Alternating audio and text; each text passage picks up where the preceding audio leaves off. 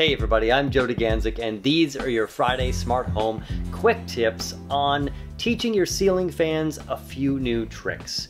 Of course, up in the Northern Hemisphere, summer is just around the corner. Here in Phoenix, it arrived, well, back in March. And I think we're all familiar with the concept of trying to keep cool and saving some energy by turning up the fan and not turning down the AC. But you know, in a smart home, there's the promise of the smart home that it should just adapt to its environment automatically, including ceiling fans that would just adjust their fan speed automatically to keep you cool or comfortable no matter what time of year it is. Now, to do that, of course, you're going to need, well, either a brand new ceiling fan or you can't talk, you will have to upgrade your existing one. Now, new smart ceiling fans do come with some cool features, but they're several $100s, and I just don't think that they're worth the investment. But if you do have existing ceiling fans, there's a few ways that you can upgrade them.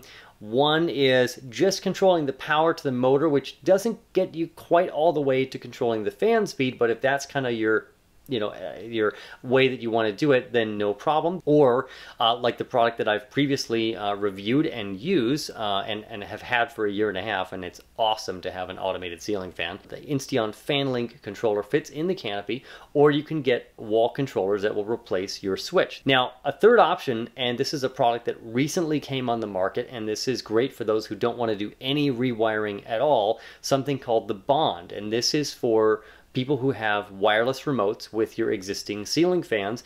This device will learn those codes from your wireless remote and then pair it with your favorite voice assistant from your Amazon Echo, your Google Home, and coming soon it'll work with Nest and SmartThings and Wink and others as well.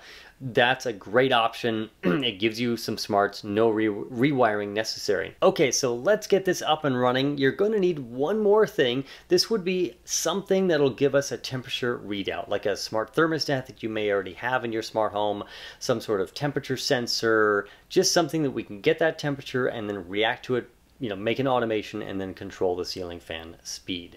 For this demo, I'm going to be using HomeKit. It's straightforward, it's simple to understand and demo, and then you can take this if you're on another home automation platform, software, hardware, whatnot, take this information, these steps, and just kind of translate it, springboard it to your particular systems. I'm going to be using this Elgato Eve room temperature sensor. It does a few other things, I've reviewed it before, and my Insteon controlled ceiling fan. So let's dive right in.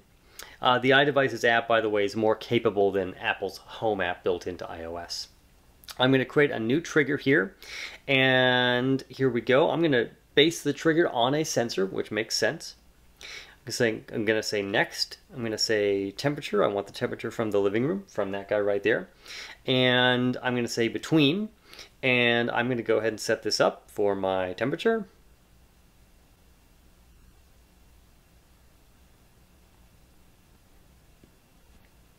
And there we go, 77 to 80. I'm going to do this as basically fan speed low. I'm going to create a new scene, and this will just be for the fan.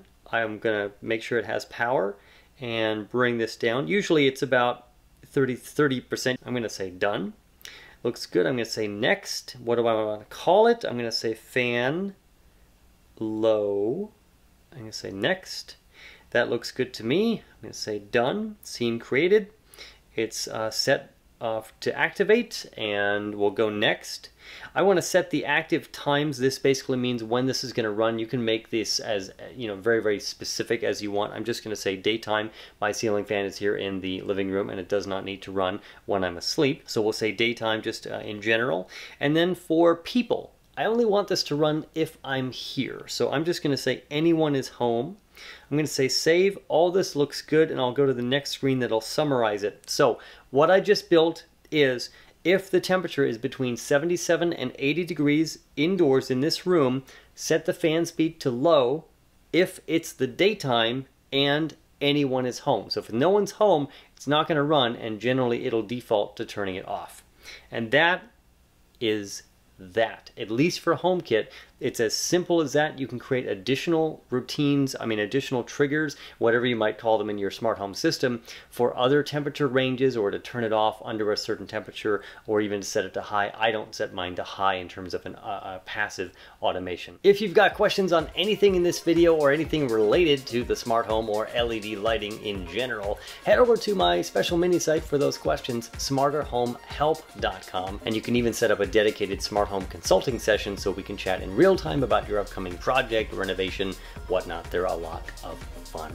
Otherwise, I'm Joe Degancic. Make your home just a little bit smarter every single day. Thanks for watching, and I'll see you next time.